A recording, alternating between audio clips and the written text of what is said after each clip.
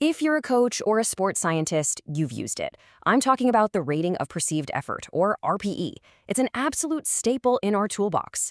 But are we really getting the most out of it? Or is it telling us less than we think? Today, we're diving deep to get a much better read on RPE.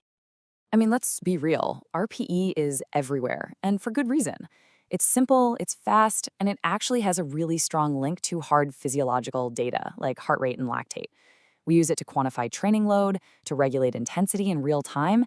It just works for pretty much everyone in pretty much every sport. It's foundational. But here's the big question, the one that prompted this whole explainer. There's a growing worry in the field that the way we're using RPE is, well, a little bit broken. The data we're banking on could be fuzzy, inconsistent, and maybe not even valid.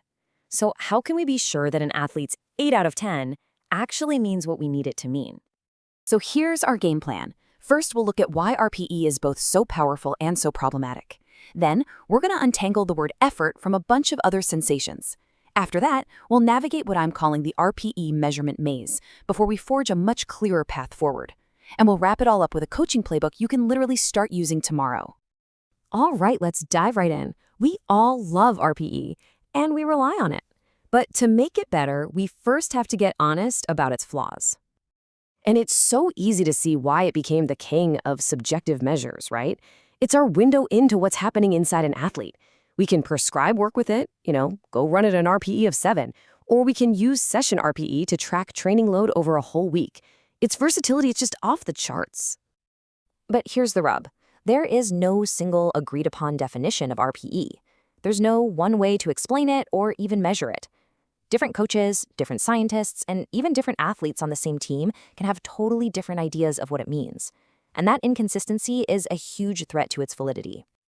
So to start fixing this, we have to go right back to the beginning. What are we actually asking our athletes to measure? What is effort?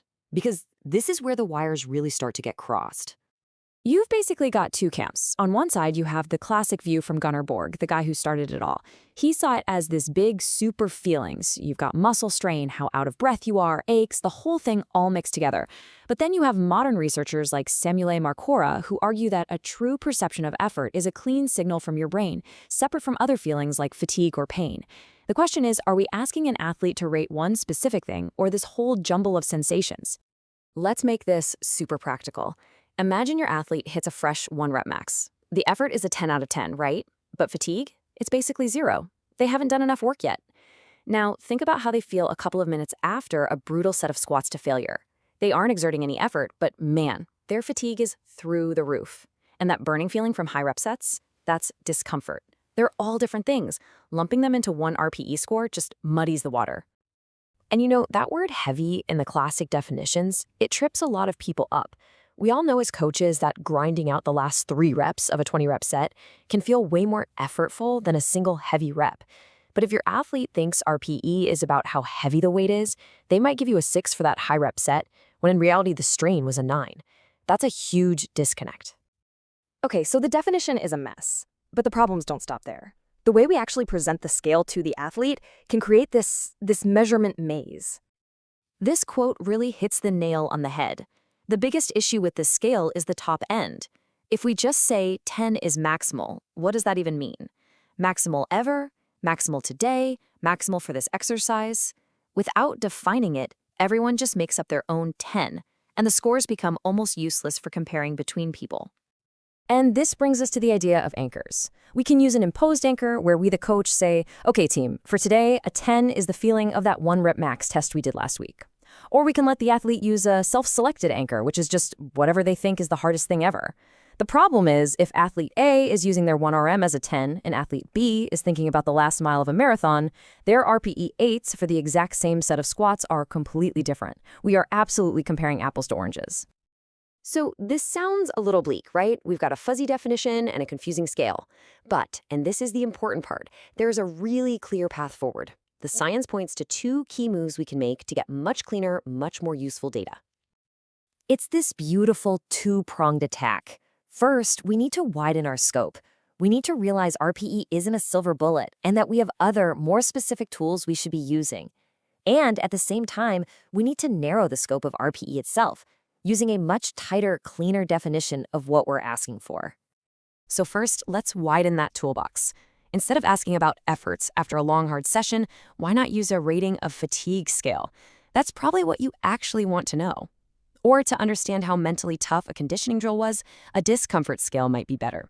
And of course, in the weight room, reps in reserve, or RIR, is an absolute game changer. It directly ties a feeling to an objective number. How many reps did you have left? It's all about asking a better question to get a better answer.